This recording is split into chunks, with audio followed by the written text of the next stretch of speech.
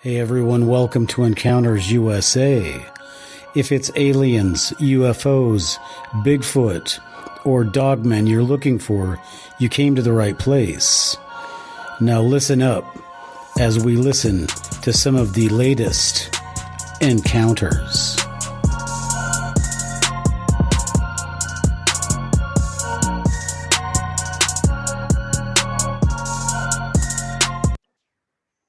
Hello, everybody, and welcome to Encounters USA. I'm your host, author Matthew Hines, and today I have another great guest on the podcast. Now, I've just had a really lucky streak lately. I had a great author yesterday, and I also have another author and Bigfoot researcher and habituator. I have with me Mr. Ron Morehead, the legend. I can't. There's not enough I can say about you except for thank you so much, Mr. Morehead, for appearing on our podcast, and welcome to Encounters USA. Well, thank you. Honored to be here. Thank you, Ron. One of the reasons I'm really excited to have you on is, well, I think you're the closest thing to a movie star that had on. I saw you on the latest Paulides movie, and boy, I was really impressed. And one thing that I really was impressed with is that this podcast doesn't just deal with Bigfoot. We do Dogman and UFOs and aliens because, you know, I suspect that there is a connection. So I suspect you also have the same suspicion. So we'll be talking about that today. So, Ron, the first thing I want to ask you is I saw your Nepal video. Uh-huh. What were you doing in Nepal? Was that the one with Peter Byrne? Yeah. Yeah. I was helping Peter. He's been there since the 50s, you know, off and on, mostly on every year, assessing the tiger population for the big reserve back there. And he does that every year. And he's invited me over there. I've known him since the 70s, so we've become friends. And he's invited me over there several times. So I decided to go with him, and that's what we were doing, checking out the tigers. And I was on Elephant for a week, and I was in Kathmandu for a week, and I was in this other reserve for a week. And it was a lot of fun, good adventure. Yeah, well, okay. So if you're ready for this, I was actually in that park. Were you staying like at a hotel or I wouldn't call it a hotel, but they have like hostels or places with rooms you can stay at? Is that what your situation was? Or does Peter have a better setup? Well, it was a pretty good setup. They had a restaurant. Okay. Or I say restaurant. No, they served you food. It wasn't a restaurant, but it was a place that they was going to film Peter. So that's where we stayed, and that's where they also had elephants there. So I went out one-on-one on an elephant and into this reserve. We found some interesting things. Got huffed at by a couple rhinos and found a 19-foot restrictor out there. So that was kind of exciting. Yeah, it must be a ride because I saw you on the elephant, and I did the same thing. Except when I got the elephant ride, I was thinking I'd be the only one. I was on with a family. Right? And now you're sitting on that thing, those 4 posts. I'm like just jammed with my privates jammed into that post. And because this family is so big. And the thing is, I had come down from doing the Annapurna Trail. Uh-huh. Have you ever done that one? No, I got invited there. I want to do that. Don't do it. Don't do it. It's all up. Well, I think you could fly into Mustang up there to another spot and then trek out on horseback if you want to. Wow. Well, don't tell my wife that. She'll want to go back. But yeah, I was stupid enough. I did it once. I said I'll never do it again.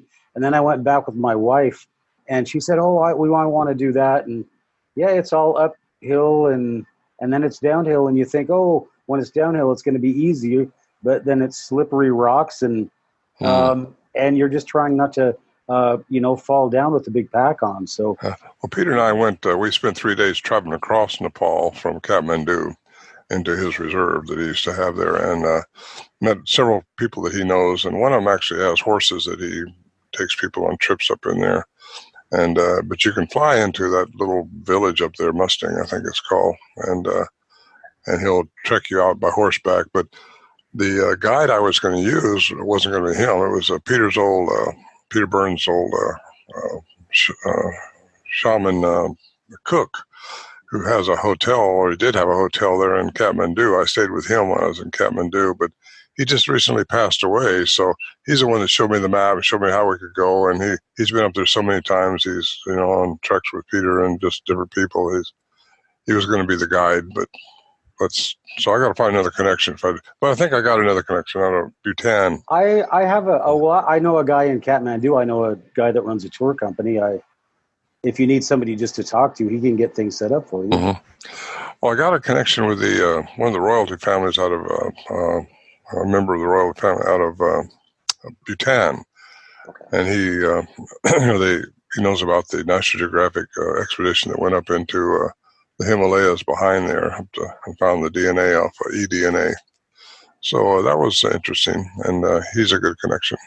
Okay, yeah, probably better than mine. Can't have too many. Yeah. Well, I'll get you set up with Deepak, and if you ever need his backup, then he's always available. Oh, thank you. All right. Well, so Ron, you were actually looking for, were you doing any Bigfoot research over there? Or? No, we weren't, actually.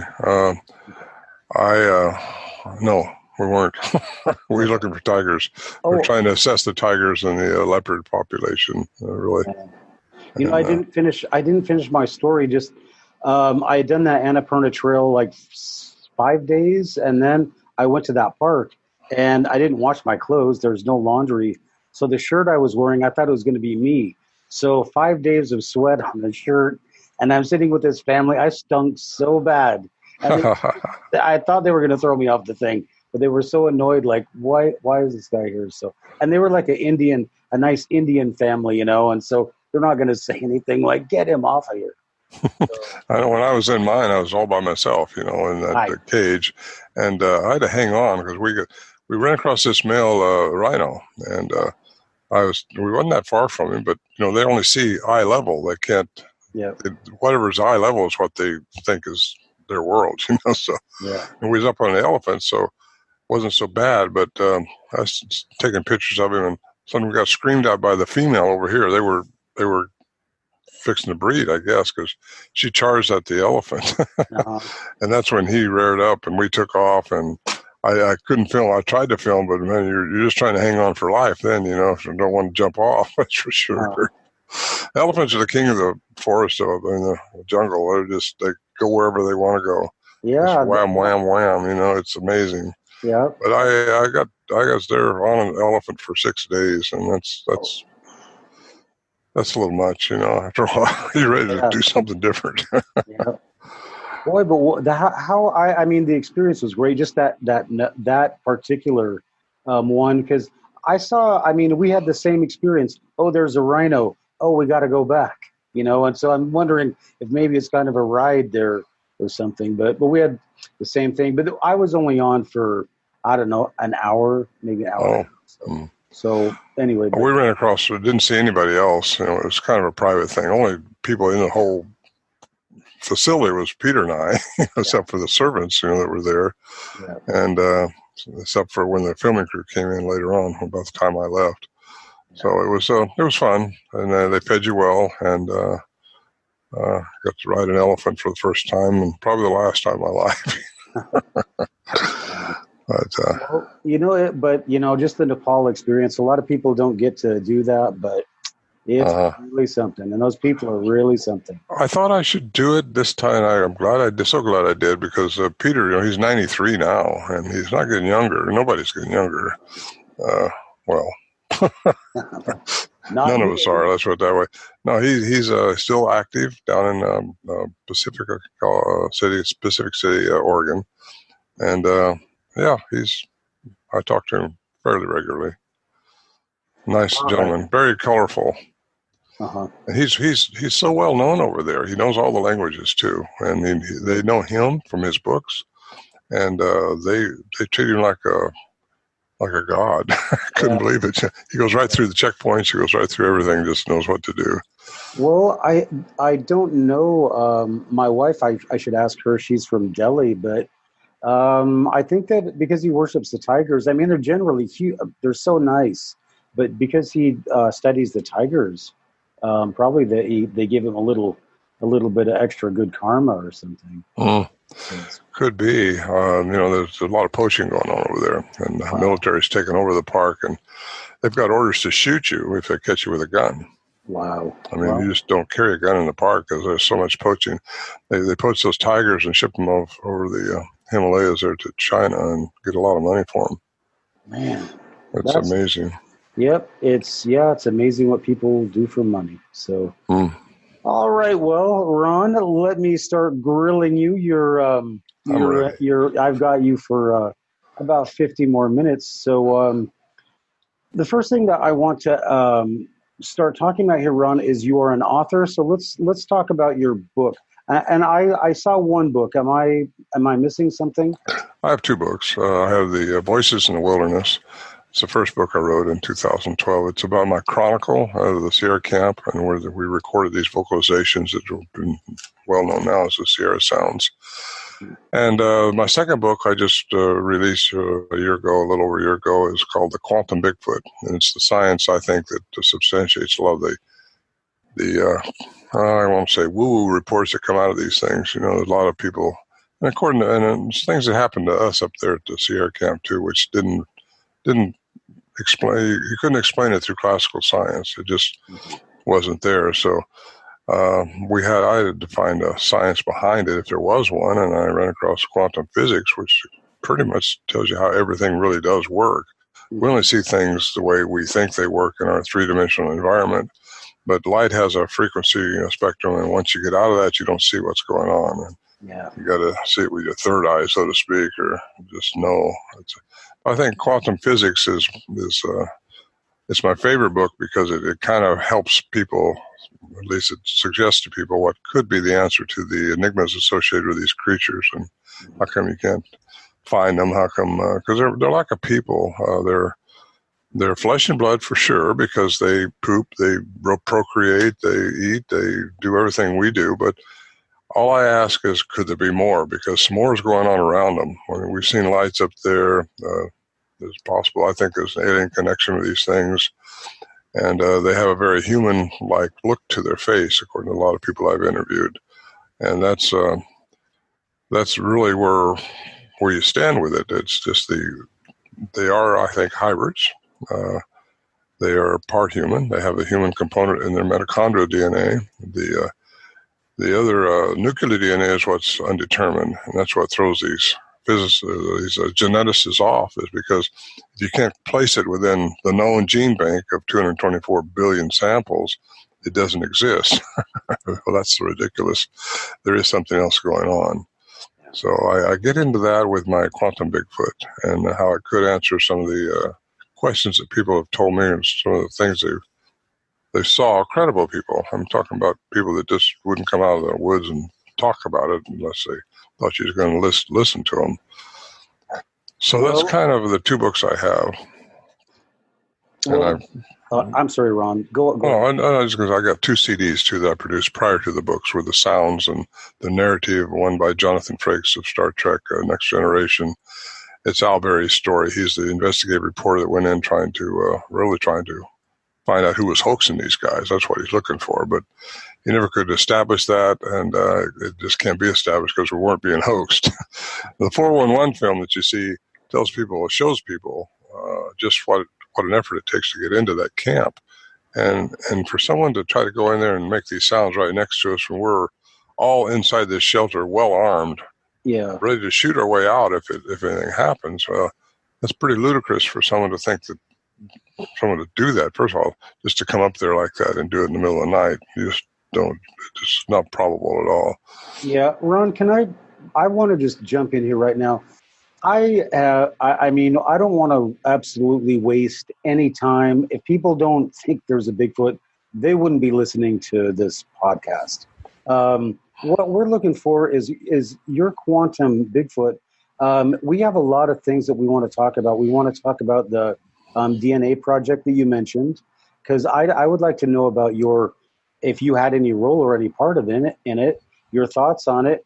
And then when you're talking about quantum Bigfoot, it just opens up all these things that we want to talk about. So please don't spend 1 second trying to convince anybody that this stuff exists. If they think it's a hoax, then I hope they're not listening to it. But let's talk about like the science, and let's go back. Since you did mention the DNA, that's the stuff that Melba Ketchum found, right? And so she's one of the geneticists, yeah. Right. I believe her report. I believe it mainly because David Paulides believes it, and he was part of it. Yeah. The guy who did the 411 film on hunters, missing hunters. And I've known David for years and years, and I never did discount her report. What I discount is the science not her science, but the scientific community in general, who discounted because of, there was human in the mitochondrial DNA, so therefore it's got to be contaminated. That's what they're saying. And there's no match to the nuclear DNA, which is the male counterpart out of all the gene banks. So, no, I think, and I've seen these guys give her a thumbs down, and it just breaks my heart because I think she's a good person trying to do the right thing. She put her own opinion in it, which probably she wish she hadn't done, but why not? That's what I do. But I'm not a geneticist. She gets into I do too, in my book, Quantum Bigfoot, the different scenarios that could have brought these things into our present environment. And it goes all the way back into, way back. And get into Greek mythology, get into the demigods that they talk about, get into Native American mythology, which talks about how they live in two worlds. And that's what got me into quantum physics too, because we are all energy at our most finite level, vibrational frequencies, and everything is, and Bigfoot is too. So we live in 3 dimensions, and there's more according to quantum physics. There's a lot more dimensions. And if these things have learned to manipulate energy, then that's what would give them some ability to go out of our visual perception of light. That's all we can see by is with light. Okay. So anyway, that's my take on, I don't know Melba personally. I've communicated with her a little bit, and I write about her in my book a little bit. And I think she's going to be vindicated one of these days in the scientific community, because they're going to open their heads up and get out of their box one of these days. Well, Ron, just so you know this, the last 2 podcasts I've done, last night I talked to Scott Carpenter for 2 hours about the project, and then I interviewed Melba's friend Robin for 2 hours almost about the project as well. So people who are listening to this podcast are probably pretty well versed on what is going on with that and what happened with Melba, and I definitely know what's going on. And I was overseas until 2013. I was in Saudi Arabia, and I just kind of fell into this when I started doing this podcast. I talked to Rich Germeau, and he mentioned Melba, and then I looked into Melba, and oh my gosh, what did they do to her? So, and then I've had the pleasure, just like I had the pleasure and honor of talking to you, I've had the pleasure of talking to her as well. And I'm just going, fight back, get out there, get published, and let your side of it be known. And when I was talking to Scott Carpenter yesterday, I don't know if you know the story of Galileo, but it's pretty much the same thing. Galileo found something that the church said, well, it doesn't say it in our books, so you can't talk. They said you can look at it, do whatever you want, but you can't publish and you can't talk about it. And that's exactly what, because I don't even want to get into all that, but that's exactly what they did to Melba, and pretty much for the same reasons, so they can maintain control. And I don't want to rehash my podcast with Scott, but it's 3 words: no credible evidence. No credible evidence. They will never let us have credible evidence. So they can always say that there's no credible evidence to prove that, and that's what they did to Melba after they destroyed her. So Yeah, well, there's another geneticist that went up on behind Bhutan into the Himalayas and took some eDNA out of some tracks at 17,000 feet. I seen the film on that prior to it being released, the uncut version. And after 2 years, this was 2014, after 2 years of studying and extracting, she found 99% human in the mitochondrial DNA. So there's another one that comes up with the same thing. But when I read her paper, because when she came out with it, she couldn't say a thing about that. And so it's too bad, because science classical science and mainstream science is just behind the curve on all this, and they just don't want to step out and lose their tenure, lose their credibility with a subject matter like this. Yeah, because it's become a religion, and it's getting the credibility of some religions as well, and I guess that's their own fault. All right, well so let's just. I know I sent you some questions I wanted to ask you, but since you started talking about this, let's just jump into this right now. Can you, in case there's somebody that has been under a rock or something, can you describe what happened to you and what is mentioned in the Paulides movie up at that camp? Yeah, well, this happened in 71. It started off in 71. A group of hunters, which I wasn't a part of until I got invited back in. One of the guys that got scared off, and he wouldn't go back. So the wives were worried because the guys were late. So we went back. I went with him, and that got me part of the group. Then I started hunting with them, and we started encountering these things would come in our camp at dusk in the evening time. And they generally started making their sounds, their vocalizations and all, and taking the food we leave out for them, and while we were inside this little shelter, and that's how it started. And this went on, and we kept going back. I'd go back, we'd take a tape recorder, and we started recording. In 1972 is when Al Berry, the investigative reporter, went up, and he started recording. But he realized the significance of this. None of us did. We thought this is just pretty unique, and it's kind of exciting. Whatever these things are, they're big, they're strong, they're everything. They're very elusive, very fast.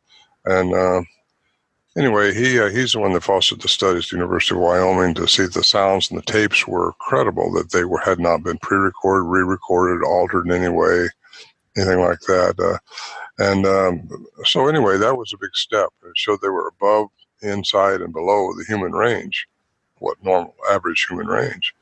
It wasn't until 2008 till a cryptolinguist got a hold of this, and he transcribed a language out of these sounds. And so that was Scott Nelson. He's retired from the Navy as a cryptolinguist, trained to study sounds, really, unique sounds, and transcribe languages, unknown languages. So the human definition of language is what's important here, because that means they have to have a hyoid bone which connects to the tongue like we do, and no other entity on the face of this earth except humans is supposed to have that. So that gives the capability of language, and that's what makes these things so unique. And that also falls right into the Melba Ketchum stuff and this other Genesis stuff. They are part human, they're hybrids, but something gave them that, and I think it's from probably intervention from here it goes, aliens. Okay, well, but let's stop right there, because I want to clear something up with you, Ron. Okay. I had Ed Dames. You know who Ed Dames is? I don't think I do. He was a remote viewer he was the head of the remote viewing project for the Army. He was in The Men Who Stare at Goats. He was I think he was Kevin Spacey in The Men Who Stare at Goats, right? Have you seen that movie? No. Oh, well, okay. I got to see that. Well, he was an Army remote viewer, and I asked him. I had him on my podcast, and I asked him about Bigfoot. He said, "Not from here." And that's all he says. Not from here. And so, and he said that he was on his way to go find Bigfoot. And so, I was almost going to ask you if you'd seen him. So, I guess you haven't, but I don't know where he was going to find Bigfoot, but he was pretty intent on doing that. But, this is the Army's remote viewer. He remote views everything. And he says not from here. So, well, yeah. I think implying that they move in and out, you know? Well, the native mythology says they live in two worlds, and there you are. And you got the Greek mythology also saying they're demigods. And the giants were demigods, half human, half gods in the sky. I think we're living in a bubble. A lot of people are. They don't really see the big picture, what's gone on eons and eons before us. Yeah. This Earth's been here a long time. I don't discount evolution at all, but I think something has altered the DNA. Something with advanced technology has altered the DNA of a primate. Like I think our DNA got altered by, here we go, God, whatever God is. I think that's what makes us human. He altered us to be in his image. And these things have been altered, but not in the same image. It's been given them the attributes that we are still trying to understand. This guy named 2,000 years ago, I don't want to alienate people by saying the wrong word here, but 2,000 years ago, a guy tried to tell us how to do this stuff. You mean Jesus? And we're not walking on water yet, so we got ways to go, I think. But I think we all have these attributes within us, but we were disconnected from those attributes. And that's the whole idea of the veil and everything being part of it. Anyway, aliens have been here. I've been into South America, Peru. I've seen the remains. I know that some of the enigmas associated with the pre-Inca culture down there is something to behold. And once you see that, you can't help but think something with a lot more intelligence than what we're showing now has been on this earth. Yep. Boy, I think we need to schedule you for 6 podcasts because we have a lot to talk about, but we need to stay up on that, stay up in that honey camp for a while. Okay, Ron. I'm sorry. You just trade me up. You're good at this. It's just that I just have to ask you these things. Okay, so there's, I'll just say what I've heard. I heard a researcher talking, and I think you might have been on the podcast with them on Sasquatch Chronicles, but they were talking about these Chinese workers working the gold mines in the late 1800s and possibly abducted by these Bigfoots and hybrids produced. Have you heard that story or? No, I haven't, but it wouldn't surprise me because there's a lot of cases, reports anyway, of these things abducting women for breeding purposes, which would also fall right into they have to have 23 pairs of chromosomes instead of 24, and if they can interbreed like that, then that raises credibility to a lot of stuff that we've been talking about. Yeah, well, I mean, if there's a woman DNA, there has to be a woman involved in that. And anyway, you say so many things that I want to say, oh, stop, and let's talk about that. But before I continue on, my reason for saying this is I think, and I just want to ask you, is there a super dominant, like 12-foot creature? And then a lot of these ones we see are just hybrids of these and to some extent a human. I mean, but they could be like grandsons, granddaughters of. Well, we don't know. But there are some that are 12 foot tall, though, I can tell you that. Yeah. The one average, well, we found a little 9-inch track along with an 18-inch track in the snow up there. So there's little ones too. But again, I'm not sure. We don't know what we were dealing with up there. We know it talks. We know it's huge. We know I found a track up there. We found a track up there. And if I hadn't seen this myself, I'm not sure I'd have believed it, but somebody just told me. So I didn't talk about it for years. But this track's 25.5 inches long. Is that the one on your video? I'm not there's sure. There's one video. where there's a small foot and then there's a huge foot. It's almost 3 times as big. I'm not sure which video you mean, but okay. I've got a picture of it out there. So, but there was 13 feet stride between these tracks across this area, and if I hadn't run across that myself, I'd have thought, well, my gosh, we've seen this. So we met up this outside of our shelter or outside of our camp area there where we was hunting, and if I'd run across it myself, I don't know that I'd have believed it because it looks too big. This thing, you got to do the math on that, but it has to be at least 12 foot, probably 15 foot tall. Yep. So what are we dealing with here? How does something like that stay hidden? How does that happen? And they're all round up in there. I mean, that's where they were anyway. And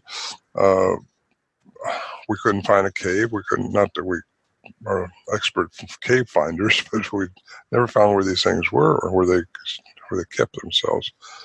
But they could sure be elusive, and the one I saw was just really fast, very fast. Yeah. Okay. So just going back to the first one that you saw, that was back in 71, right? 74 when I first saw one. Okay. It was 3 years after. 71, you went up looking for your friend from the church?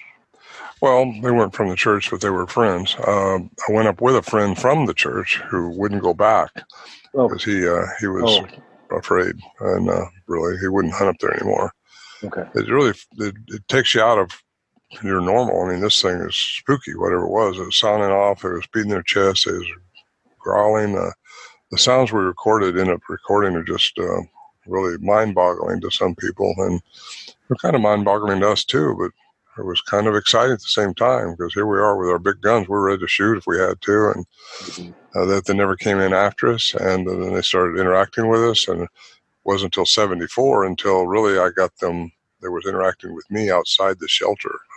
That's the night I saw one, and can't give you any details because it was moving too fast. But believe me, there was 3 of them there that night. A small one, we think, it was a small voice I recorded, and we think a female, and the male, which does the samurai cry, comes running down through this way, and that's the one I saw moving extremely fast. Wow, that is just incredible. See, if you were to see, if I was to see something that big, I'd say my first reaction would be, I am not supposed to be seeing this. I mean, the reason I'm not seeing this is they don't want me to see this. So I wouldn't want to see it. Something smaller, I don't know what my reaction would be, but seeing something that big, I just go, this is the end for me because I'm not supposed to see this. So. Well, fear can be your enemy. Yeah. Yeah. So you guys did these studies on, and I think it's pretty clear that you guys, for people who haven't heard what happened up at that camp, that you guys made recordings of different individuals. So when you guys did the testing, did they notice, was there social patterns? Was somebody barking orders? Was somebody talking to you guys? Yeah, we recorded a conversation between, we think, a male and a female, and there was a definite dominance in there between the two, according to a sound expert that listened to him, a human sound expert. And she said that, they were arguing. Again, at the time, we didn't know if they was arguing on who's going to eat us first or who's going to get the food out there or what they were spatting about, but they were having a little commotion. And she says definitely a male and a female, and she said the female won, so that kind of sets all straight. Well, that's the human dominance, right? Human genes right there. Like we are, right? Yeah. Yeah. Outclassed. But if there was one, we think there's probably a leader in the clan because there was family groups and two different family groups, we think. So what goes on from there? It's all still questions. Who knows? We have our ideas.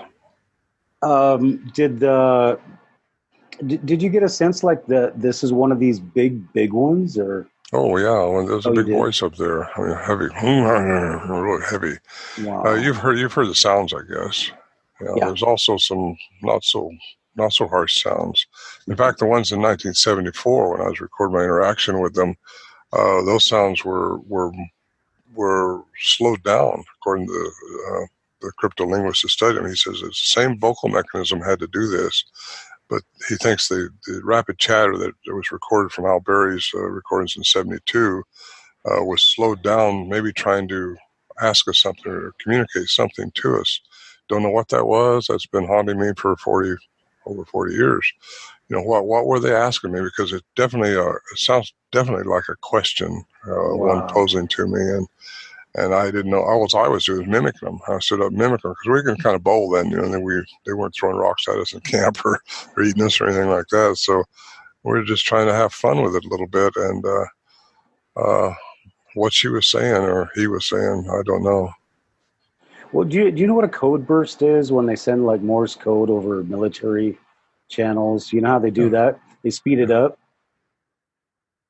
I don't know how they do it, but I know what you're talking about. but yeah, I wonder, if maybe that they're able to, process information so fast they can just talk. Because I Well, mean, they're really going at it. I mean, I think you're exactly right. Yeah, they process it faster than we do, and they're if they have more than 2 vocal cords, which we have 2, if they have more than that through their DNA, whatever, that would give them some abilities that we don't have, because we can't make the same sounds they do. It's just impossible for a human to make those sounds, according to the professionals that's looked into this. Thinker Thunker, he's got a YouTube you can listen to. It's Thinker Thunker Sierra Sounds. He did a 20-minute analysis. He says they make 5 octaves in one tone, and that's humanly impossible to do that. So that would take a very complex vocal mechanism to produce that type of. And I wish I could get that verified by a university somewhere. Some engineer at a university would study this and tell me if that's true, so I could use it in my programs. Because if that's true, that should be the smoking gun of Bigfoot language, because the ones we dealt with have language. I don't know that they all do. You hear a lot of people just talking about the yells and screams. Yeah, but also the, that, I don't know what it is when people talk about the infrasound and how they can, project themselves into your whatever. And, I'm sure you heard the story of the guy on the mountain bike that was coming down, and then he started taking his clothes off for no reason. Do you not listen to Sasquatch Chronicles? I've been on it a few times, but I got to tell you, I'm 77 years old now. I go to bed. All right. Well, I'm up trying to solve this mystery of why are these people getting disappearing without their clothes? And this guy says that he's a like famous, or he's like a really good mountain biker. I guess I'll say that. And his thing, I used to mountain bike a lot, and I know that you don't like to touch the ground. So his thing was he liked to complete his thing without having to touch the ground because of an obstacle.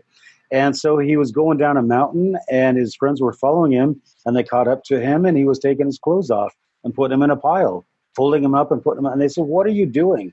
And I mean, it was freezing out. And why did he get off his bike? And he said, "Oh, I heard water." And I said, I don't know what I'm doing. So is that a sound? I mean, tigers have that same kind of ability. Well, right? Tigers have infrasound, just like elephants do, giraffes, and a lot of large animals have that. I'm pretty sure these things are able to do that too. And I know Warren Johnson, the founder of the group up there, he's passed away now, but he and I went out of the shelter one time, just him and I in there, and we knew one was out there behind this big tree, is making a sound. So we're going to, nice moonlit night, we thought we'd jump out there and see it, get out of the shelter door and see this thing run off. And we jumped out, nothing ran off. So we're starting about 15 feet apart. We're walking up this little incline there towards this tree, and we both got stopped. I mean, just froze in our tracks, and not cold, but just like a force field. That's how I describe it in my book. And we couldn't go any further, and we weren't talking to each other. And we could go backwards, we're going to go forward. And he looked at me. He said, "I can't go anymore. I can't know about you, but I can't move." And he said, "I can't either." So we turned around and went back. I explained this to a scientist who was involved in the Bigfoot phenomenon. He said, "Well, I can't work with your fear." And I said, "We weren't afraid then. We realized these things aren't going to eat us. Didn't think they were anyway. And we were just wanting to see them and know more about them." And but he said, "Well, it had to be either infrasound or pheromones." Well, pheromones only work within the same species, so I kind of put it off as an infrasound, because infrasound's been studied for years. It can affect you. It can do this stuff to you. I've had this happen to me in the woods up there once before, too.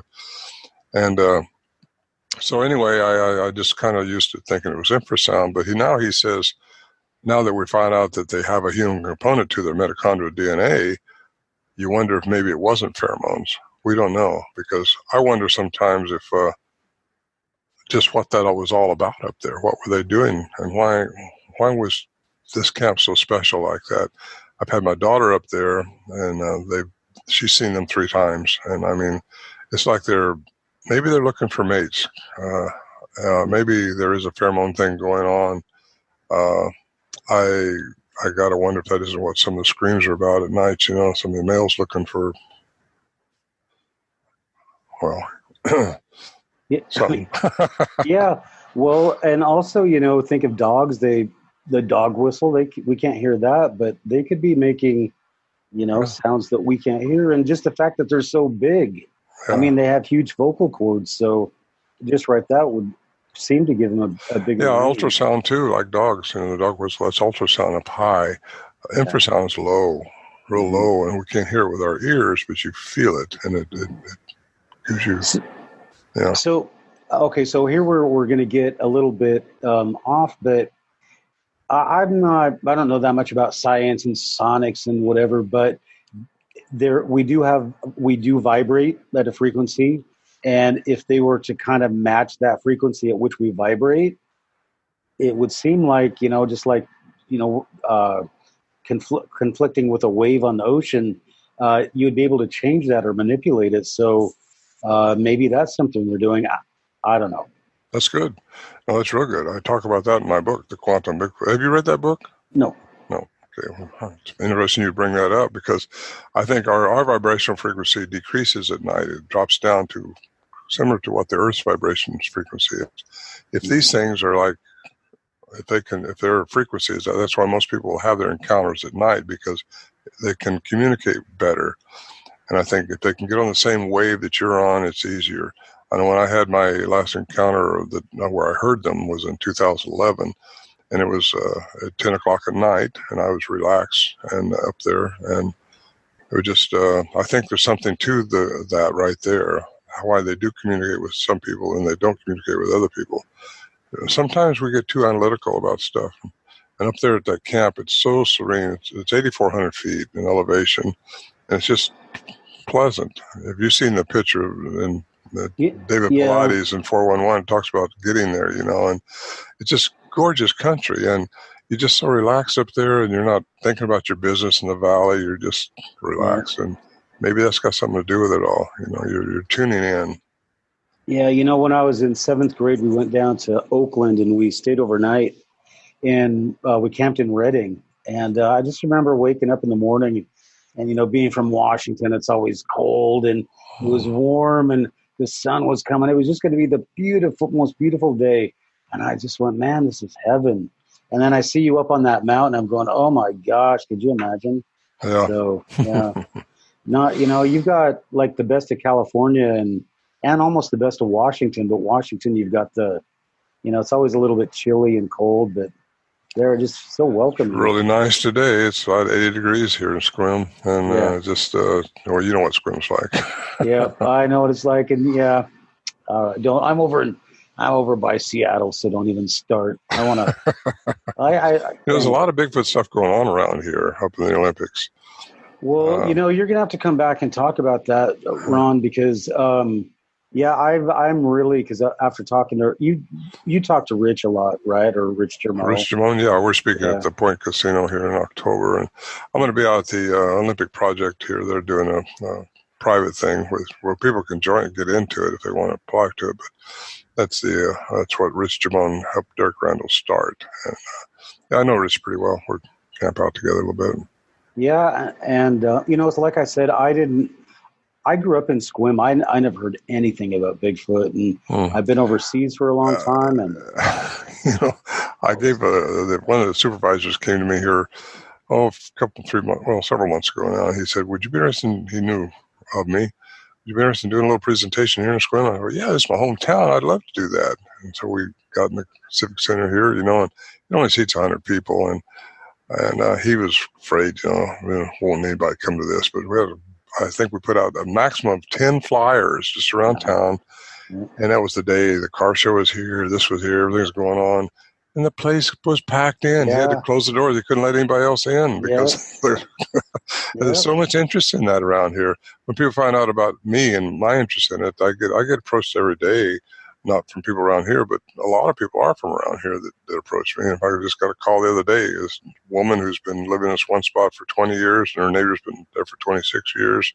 They've been having these encounters. She saw one face on, coming looking in her window, other things too. And that's right here, close by. And you get out into the Joyce area and east and west of here and all over. In fact, the 911 call that I've got on my second CD is from the Paulsbo Peninsula.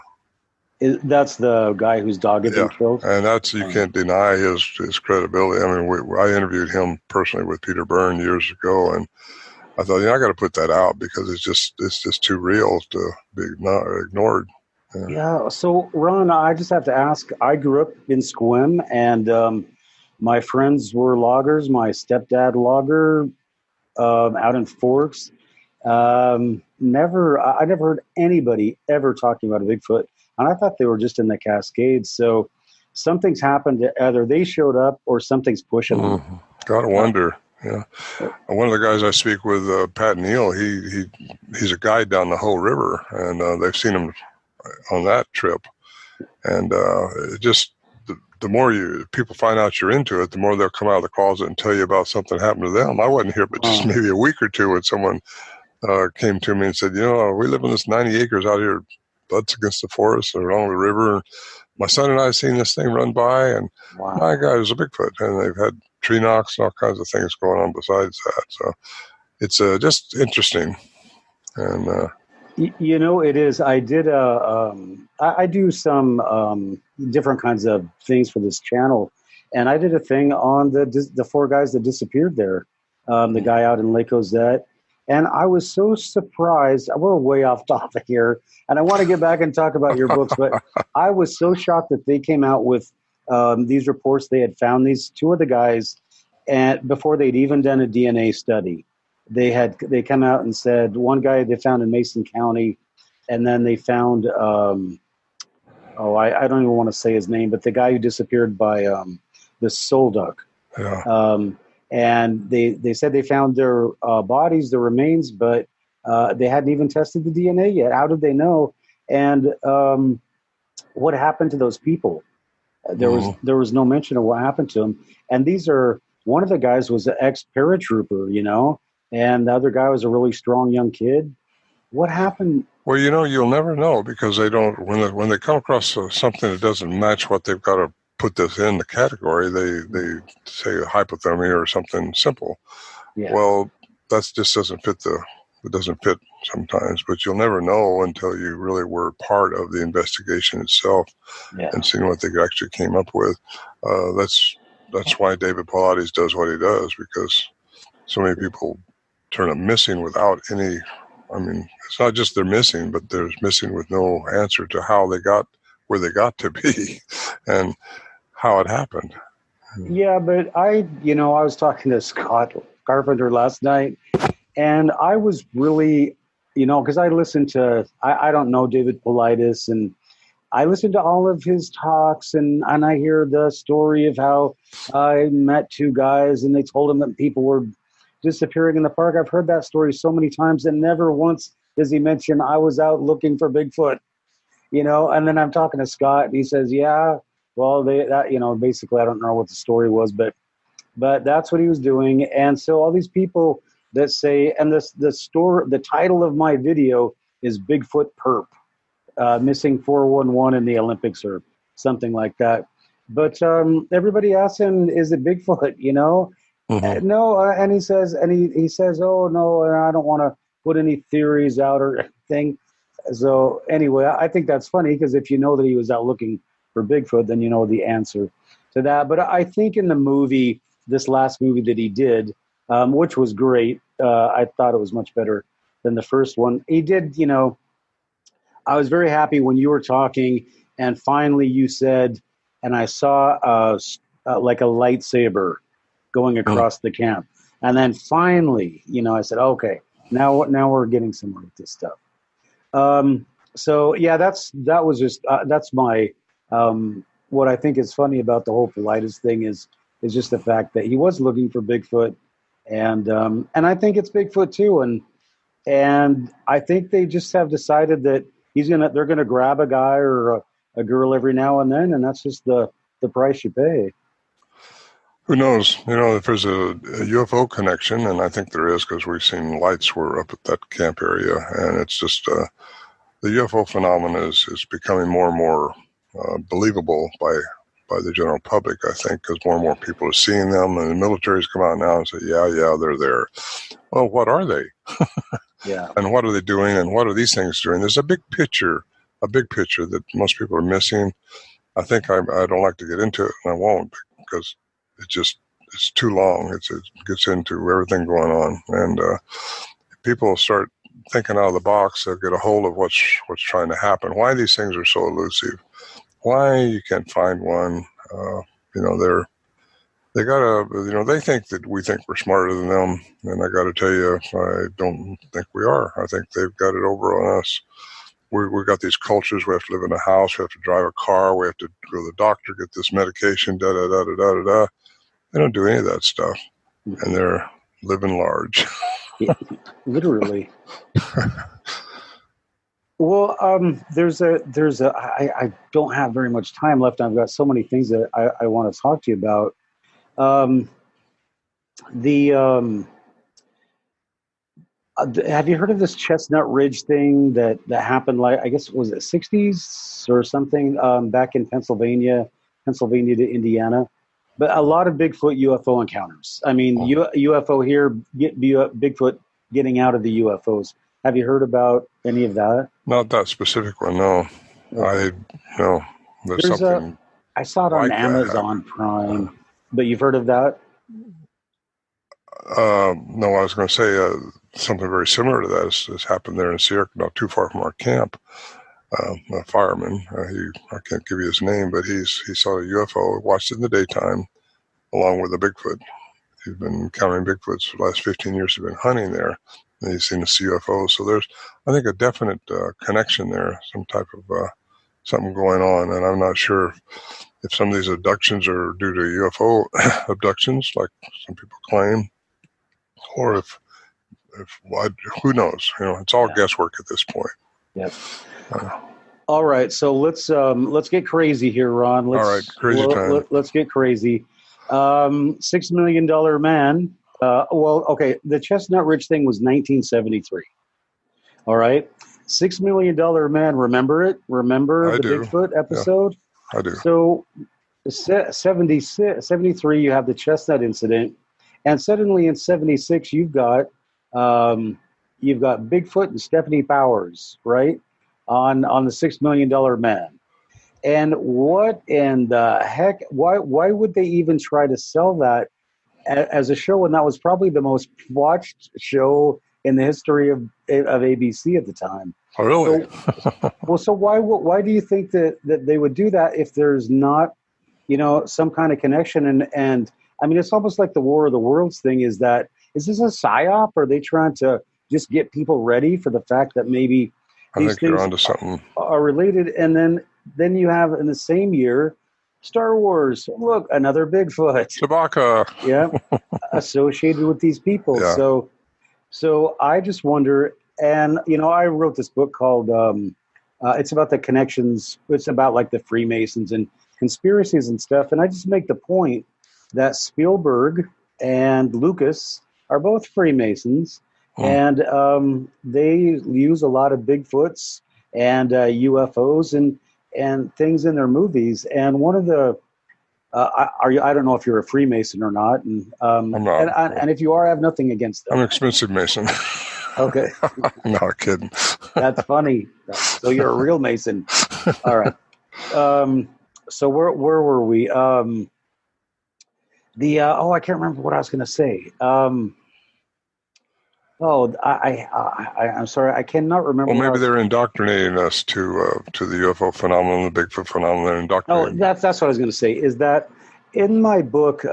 I made the point that they use at the end of Indiana Jones, the last Indiana Jones movie.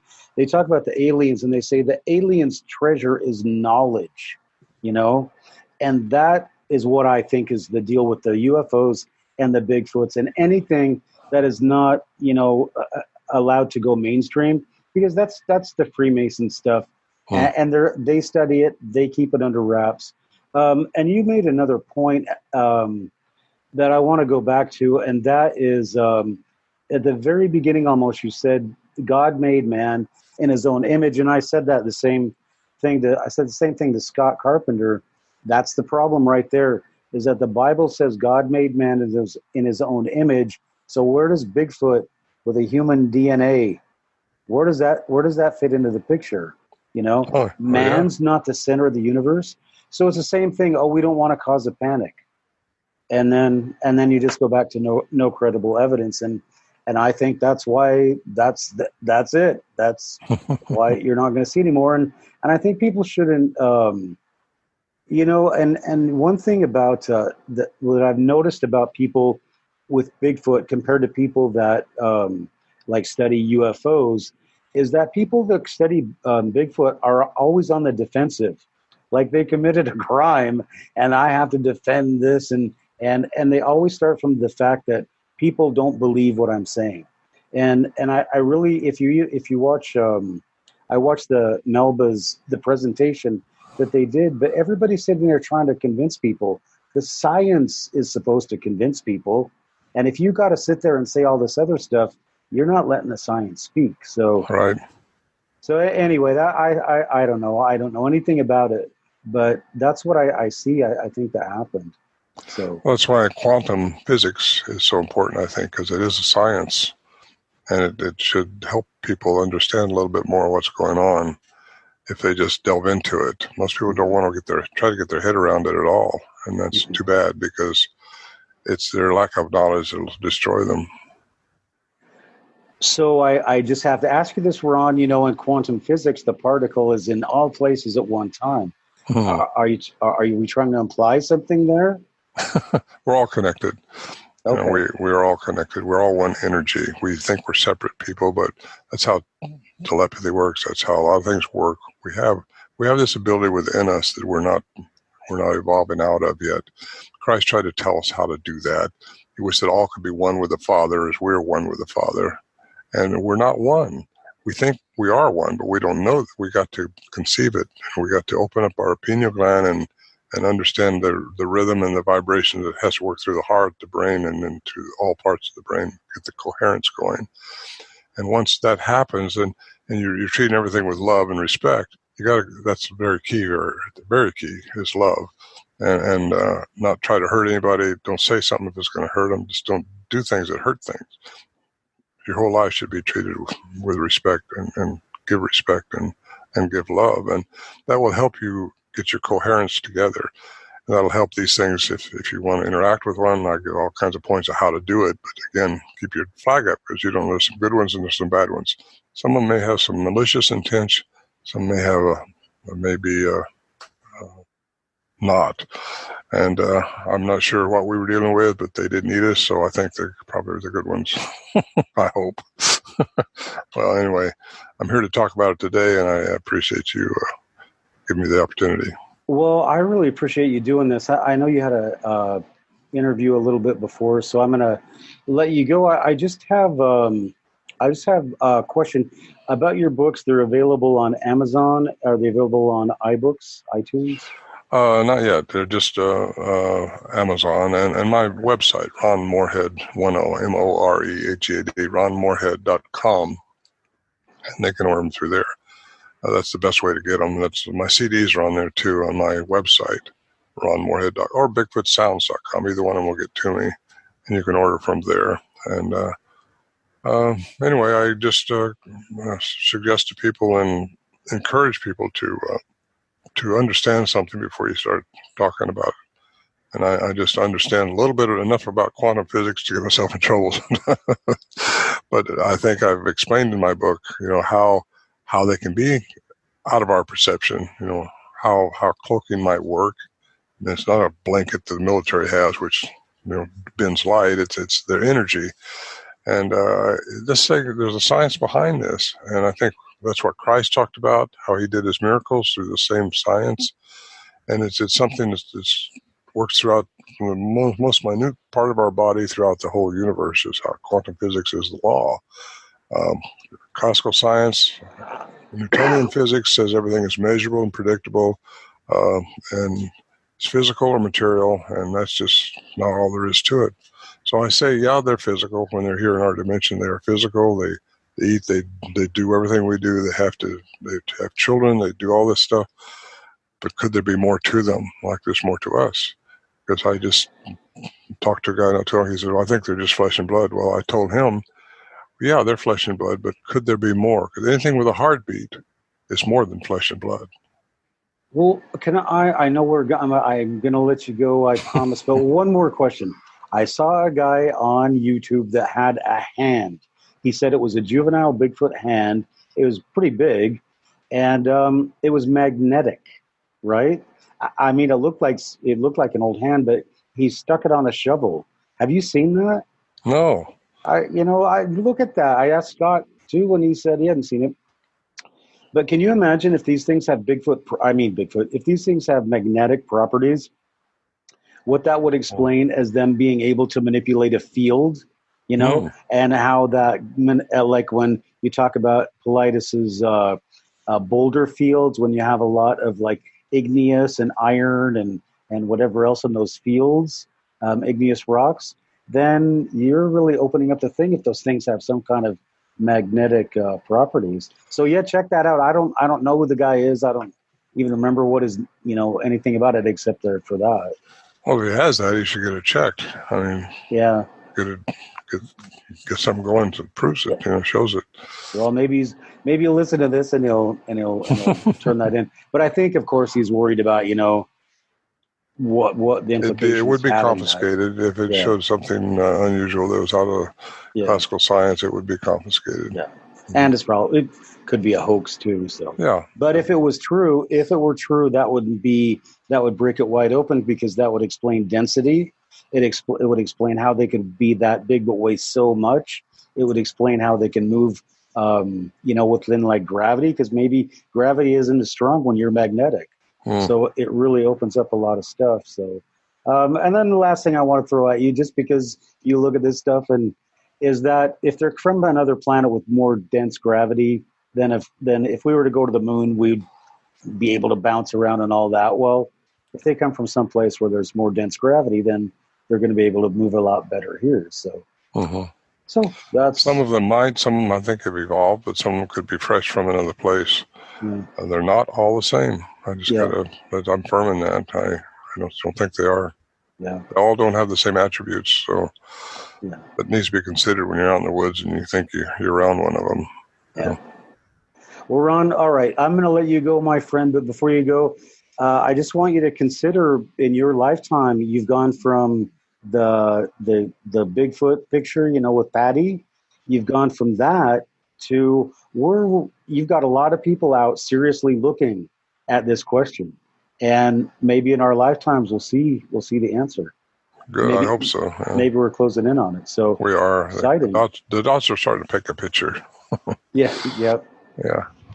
All right. Well, I'll hopefully come and see you sometime, Ron. I'd be really interested to have one of these conversations again with you. So thanks again for doing the podcast. It's a great honor. Ron, you have the most beautiful voice. Are you in radio or something? I am right now with you. Yeah, but you have your own radio station. All right. Well, you have a nice afternoon. I narrate my second CD. So okay. Well, there's a selling point right there. Yeah. Well, it's been so nice talking to you, and it's a great honor, Ron. So thank you very much. Afternoon. All right. Thank you, Matt. Take care. Bye. Bye. Thanks for listening to tonight's show. Please remember, if you've had an encounter, we want to hear about it. Go ahead and email us at encountersusa1@gmail.com or contact us at encountersusa.com, our website, and go to the contact form. All right, everybody. Until next time, be careful out there. And if you're out in the woods, watch your back.